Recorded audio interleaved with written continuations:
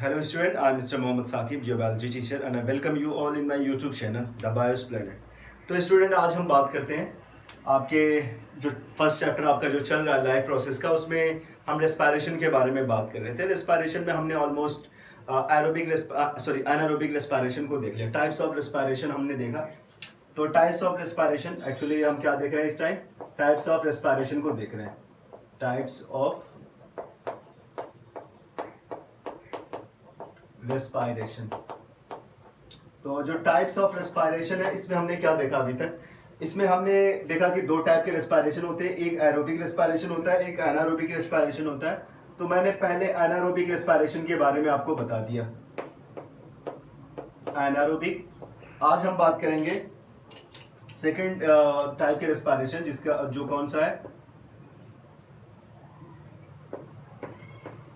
Aerobic respiration. Okay, let's talk about aerobic respiration. तो पिछले वाले लेक्चर में ही मैंने बता दिया था। उसमें पिछले लेक्चर में एक बड़ी मिस्टेक हो गई थी और मैंने उसे मेंशन भी किया था डिस्क्रिप्शन में कि चैप्टर का नाम यहाँ पे लाइफ प्रोसेस के बजाय the fundamental unit of life लिखा हुआ था, क्योंकि ठीक उससे पहले मैंने एक लेक्चर बनाया था क्लास 9 का और उसको मैंने अपने नेफ्यू से इरेज करने के लिए कहा। उसने सारी चीज़ें इरेज कर दी बट ऊपर का छोड़ दिया और मैं आके तुरंत लेक्चर लेना स्टार्ट कर दिया। वो 15-16 मिनट का जो भी लेक्चर था, पूरे टाइम के दौरान एक बार भी नज़र नहीं गई कि वो वहाँ पे एक मिस्टेक है। खैर, उस चीज़ को छोड़ देते हैं, क्योंकि आई होप कि सारे लोगों को समझ में आ गया होगा। वहाँ पे कोई प्रॉब्लम नहीं है। आप लोग अच्छे से देखा करें लेक्चर, आपके काम की चीज़ है तो आपको समझ में आ जाएगा। ओके, तो एरोबिक रेस्पिरेशन के बारे में बात करते हैं। तो एरोबिक रेस्पिरेशन सिंपल सी डेफिनेशन है, a respiration which is taken place in the presence of oxygen, या फिर एक ऐसा रेस्पिरेशन जिसमें जो ग्लूकोज मॉलिक्यूल होते हैं C6H12O6, this is a 6 carbon glucose molecule gonna be ब्रेकन down 6O2। Oxygen की प्रेजेंस में ये ब्रेक हो जाएगा और बनाएगा 6CO2 plus 6H2O plus energy will be release. Energy आपकी यहाँ पे एनर्जी रिलीज होगी। तो ये आप इसे डिफाइन भी कर सकते हैं एरोबिक रेस्पिरेशन को, कि इसको देखकर रिएक्शन के अकॉर्डिंग भी आप डिफाइन कर सकते हैं। एक ऐसा रेस्पिरेशन जिसमें ग्लूकोज मॉलिक्यूल ऑक्सीजन की प्रेजेंस में CO2 और H2O में ब्रेक हो जाता है, साथ ही साथ एनर्जी रिलीज होने के प्रोसेस को हम एरोबिक रेस्पिरेशन कहते हैं। अब देखो, पिछले वाले लेक्चर में मैंने आपको बताया था कि जब रेस्पिरेशन होता है तो कुछ बड़े इंपॉर्टेंट रिएक्शन होते हैं सेल के अंदर। जो सेलुलर रेस्पिरेशन के बारे में हम बात कर रहे हैं, तो सेल के अंदर सारे काम सेल के अंदर हो रहा है। ये जो रिएक्शन होता है ये सेल के अंदर होता है। सेल में आपकी सेल दो टाइप की होती है, एक प्रोकैरियोटिक होती है, यूकैरियोटिक। प्रोकैरियोटिक में आपका माइटोकॉन्ड्रिया नहीं होता, जिसकी वजह से कुछ चीजें वहां पे नहीं हो पाती। जैसे मैंने उस दिन बताया था ग्लाइकोलिसिस के बारे में। आई होप कि सबको ग्लाइकोलिसिस समझ में आ गया होगा। उसके बाद मैंने कुछ रिएक्शन और बताए थे, फॉर एग्जांपल जैसे Krebs cycle, electron transport system, oxidative phosphorylation. तो ये कुछ रिएक्शन है जो हर सेल के अंदर होते हैं। रेस्पिरेशन को अगर ग्लूकोज को कंप्लीट ब्रेक करना है तो उसको कहां से जाना पड़ेगा? इन सारे रिएक्शन से होके जाना पड़ेगा। ग्लाइकोलिसिस में पहले जो आपका साइटोप्लाज्म में होता है, बट ये सारे रिएक्शन कहां पे होते हैं? माइटोकॉन्ड्रिया में होते हैं। ये लास्ट के तीनों रिएक्शन और बाकी जितने भी रिएक्शन होंगे ग्लाइकोलिसिस को छोड़कर सारे के सारे रिएक्शन माइटोकॉन्ड्रिया में होते हैं। तो अगर जो ग्लूकोज मॉलिक्यूल का पहले ब्रेक हुआ कहाँ पे? साइटोप्लाज्म में, उसके बाद वो कहाँ पे ब्रेक होगा? माइटोकॉन्ड्रिया में। तो इस चीज को समझे, एकदम ध्यान से समझे मैं क्या आपको बता रहा हूँ। ग्लूकोज, ये ग्लूकोज मॉलिक्यूल है, सबसे पहले ये कहाँ पे गया? साइटोप्लाज्म में। साइटोप्लाज्म में बिना ऑक्सीजन के प्रेजेंस में ही ब्रेक हो जाएगा। थोड़ा सा ब्रेक होगा तो किस में चेंज होगा? पायरुविक एसिड में ये चेंज हो गया। पायरुविक एसिड में चेंज होने के बाद माइटोकॉन्ड्रिया में गया। माइटोकॉन्ड्रिया में क्या इन्वॉल्व हो जाती है? ऑक्सीजन इन्वॉल्व हो जाती है, क्योंकि माइटोकॉन्ड्रिया के अंदर माइटोकॉन्ड्रिया एक ऐसी मशीनरी है जो ऑक्सीजन की प्रेजेंस में काम करती है। अभी तक ऑक्सीजन की कोई इन्वॉल्वमेंट नहीं थी, ग्लाइकोलिसिस में ऑक्सीजन इन्वॉल्व नहीं होता, बट जब क्या नाम है Krebs cycle electron transport system, मतलब माइटोकॉन्ड्रिया में कुल मिला के ऑक्सीजन इन्वॉल्व हो जाती है और ये पायरुविक एसिड को किस में ब्रेक कर देती है, CO2 प्लस H2O। तो अगर कंप्लीट CO2 प्लस H2O में अगर इसको ब्रेक करना है पायरुविक एसिड को, तो पायरुविक एसिड को इन सारे रिएक्शन से होके जाना पड़ेगा। लेकिन अगर वो वहां पे माइटोकॉन्ड्रिया नहीं है तो ये पायरुविक एसिड क्या करेगा, आपका एथिल अल्कोहल, एथिल अल्कोहल या फिर आपका लैक्टिक एसिड में चेंज हो जाएगा, लैक्टिक एसिड में चेंज हो जाएगा और इसमें नहीं टूटेगा। ओके, ये चीज आप समझे, ये बहुत ही इंपॉर्टेंट है। ओके, क्योंकि आप जब क्लास 11 में जाएंगे तो एक पूरा चैप्टर है प्लांट रेस्पिरेशन में, जिसमें आप पूरा सेलुलर रेस्पिरेशन को डिटेल में पढ़ेंगे। बहुत सारे रिएक्शन होते हैं, बहुत ही वेल कंट्रोल्ड होती है, बहुत सारे एंजाइम वहाँ पे इन्वॉल्व होते हैं। आपको एंजाइम के नाम भी याद करने पड़ेंगे, नंबर ऑफ एटीपी कितने जनरेट हो रहे हैं वो आपको याद करना। तो मैंने पहले बताया कि जो एनारोबिक रेस्पिरेशन होता है वो तो सिर्फ साइटोप्लाज्म में हो जाता है, ऑक्सीजन भी इन्वॉल्व नहीं होती। जो एनर्जी रिलीज होती है वो होती है only 2 ATP। Okay, number of जो ATP होती है, देखो जो एनर्जी रिलीज होती है ना वो एक्चुअली चेंज हो जाती है एटीपी की फॉर्म में। मैं लास्ट में लेक्चर के लास्ट में बताऊंगा एटीपी के बारे में, एटीपी क्या होता है आपकी समझ में आ जाएगा। ओके, और जब ये कंप्लीट ब्रेक होता है, जब ये आपका glucose molecule, let me change its colour, जो ये आपका कंप्लीट ब्रेक डाउन होगा, आपका ग्लूकोज मॉलिक्यूल आके यहां तक आ जाएगा, मींस CO2 और CO2 प्लस H2O में ब्रेक होगा। जो एनर्जी होगी वो होती है 38 ATP, that is much more than anaerobic respiration। तो anaerobic respiration में जो ATP होती है वो only 2 ATP, but here there are 38 ATP has been released। तो काफी डिफरेंस होता है दोनों के बीच में। यहाँ पे समझ लो कि थोड़ा से ही एनर्जी को ब्रेक किया गया, कोई ऐसी मशीनरी ही नहीं थी जिससे ग्लूकोज में से पूरी की पूरी एनर्जी को निकाल लिया जाए। लेकिन यहाँ पे कम एनर्जी को निकाला गया, यहाँ पे ज्यादा एनर्जी, क्योंकि यहाँ पे मशीनरी काम में लग रही है, आपका माइटोकॉन्ड्रिया इन्वॉल्व हो जा रहा है, माइटोकॉन्ड्रिया पूरी तरह से ग्लूकोज को ब्रेक करके ज्यादा एनर्जी को निकाल दे रहा है। अब आप आराम से डिफरेंसेस दोनों के बीच में ढूंढ सकते हैं, 2-4 डिफरेंसेस तो कोई भी बता देगा। जैसे अगर मैं यहाँ पे आपको एरोबिक और एनारोबिक रेस्पिरेशन के बीच के डिफरेंसेस को बताऊं तो आपको कोई प्रॉब्लम ही नहीं होगी, आप तुरंत बता देंगे कि एरोबिक रेस्पिरेशन क्या होता है और एनारोबिक रेस्पिरेशन क्या होता है।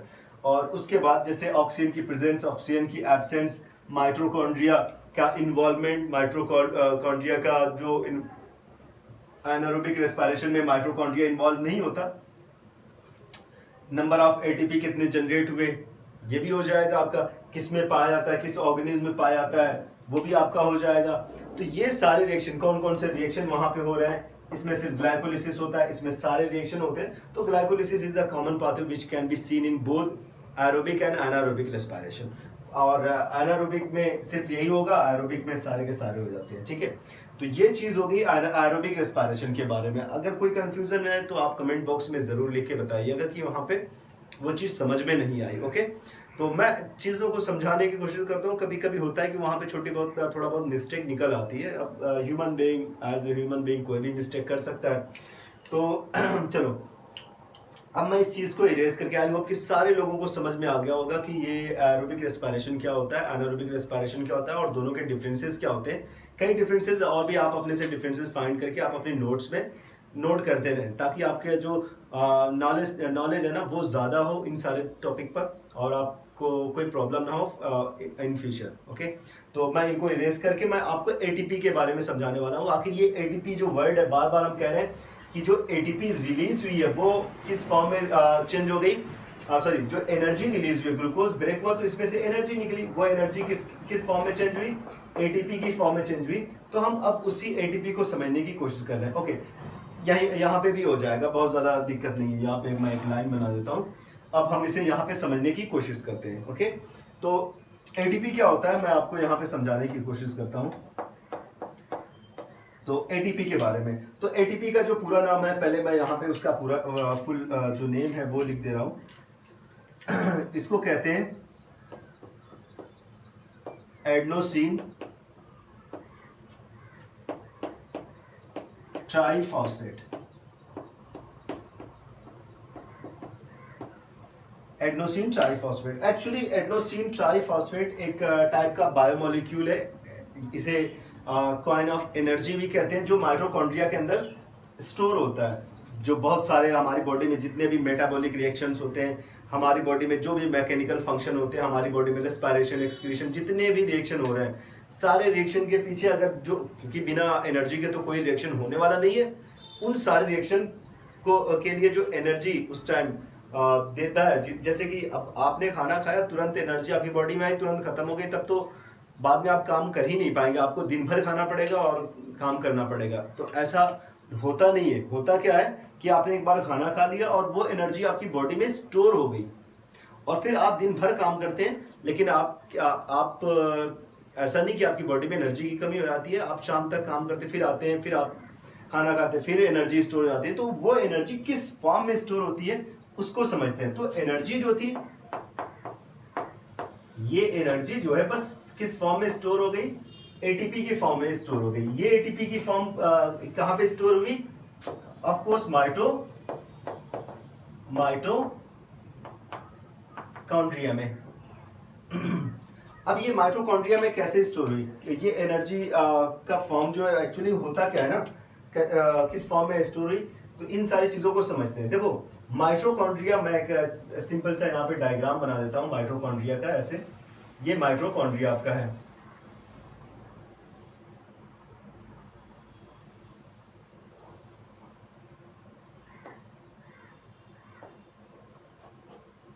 ये माइटोकॉन्ड्रिया। अब इस माइटोकॉन्ड्रिया के अंदर ढेर से सारे एडीपी होते हैं, नॉट एटीपी। ये पहले से ही पड़े होते हैं इसमें, ओके। ये पहले से ही एडीपी पड़े होते हैं, जिसको मैं बता दे रहा हूं, मतलब आपका एडीपी, ओके। तो एडीपी जिसको आप आप लिख सकते हैं adenosine di phosphate, adenosine diphosphate. तो ये ढेर सारे एडीपी जो होते हैं ना, वो माइटोकॉन्ड्रिया के अंदर पड़े होते हैं, ठीक। और जब एनर्जी रिलीज होती है, जब ग्लूकोज ब्रेक होता है, उसमें से जो एनर्जी रिलीज होती है, ये क्या करती है, एक देखो ढेर सारे एडीपी प्लस और भी बहुत सारी चीजें, फॉस्फेट ग्रुप, ठीक है ना। ये सारी चीजें वहां पे पड़ी होती है, कहां पे? माइटोकॉन्ड्रिया के अंदर ये सारी चीजें पड़ी होती है। इनका देखो डिटेल में पढ़ने के लिए अब आपको बहुत आगे की क्लास पढ़नी पड़ेगी। आगे की क्लास जब आप देखेंगे तो वहां पे आप समझ जाएंगे इसको। बट यहाँ पे बस इतना ही समझते हैं कि माइटोकॉन्ड्रिया के अंदर ढेर सारे एडीपी हैं और फॉस्फेट ग्रुप है, दोनों अलग अलग हैं। अगर इसमें हम और जब एनर्जी रिलीज हुई, एनर्जी आगे क्या करती है, इस फॉस्फेट ग्रुप को किसके साथ जोड़ देती है, किसके साथ एसोसिएट कर देती है? एडीपी के साथ। फॉस्फेट ग्रुप अगर एडीपी के साथ जुड़ गया तो मीन्स आपका एडीपी प्लस फॉस्फेट ग्रुप दोनों जुड़ गए। तो जो एडीपी एडेनोसिन डाइफॉस्फेट है, 2 फॉस्फेट था, अब कितने फॉस्फेट हो जाएंगे? पहले कितने फॉस्फेट? डाइफॉस्फेट, यानी 2 फॉस्फेट पहले था। अब जब इसमें फॉस्फेट जुड़ेगा तो हो जाएगा एटीपी, ओके। तो इनके बीच में जो बॉन्ड होता है ना, जो बॉन्ड बनता है, इसको मैं ऐसे लिख देता हूं, जैसे एडीपी फॉस्फेट। तो बॉन्ड को थोड़ा से कर्व बनाते हैं, एकदम स्ट्रेट लाइन में नहीं बनाते, बिकॉज ये बॉन्ड ऐसा होता है कि हाईली एनर्जेटिक होता है। जब ये बॉन्ड ब्रेक करेगा तो आपको एनर्जी मिलेगी, काम करने के लिए एनर्जी स्टोर करने के लिए। जब एनर्जी स्टोर होती है तो इस बॉन्ड की फॉर्म में स्टोर होती है, ओके। तो दोनों एडीपी, अब इसे आप एडीपी ना कह के बल्कि आप इसे क्या कह सकते हैं, एटीपी कहते हैं, बिकॉज यहाँ पे एक और फॉस्फेट आके ऐड हो गया है, तो आप इसे एटीपी लिख सकते हैं। अब अगर आप थोड़ा बहुत केमिकल कंपोजिशन इनका समझना चाहते हैं तो वो भी आप समझ लेंगे। जैसे ये एडेनोसिन क्या होता है, तो एडेनोसिन जो होते हैं, जो एडीपी किससे बना होता है, तो हम कहते हैं जो होता है, ये एक होता है नाइट्रोजनस बेस। इंपॉर्टेंट तो नहीं है उतना, लेकिन बट आप समझ ले थोड़ा से, बाद में हो सकता है जरूरत पड़ जाए। तो नाइट्रोजनस बेस आपका एक पेंटोज शुगर जो आपका राइबोज शुगर होगा,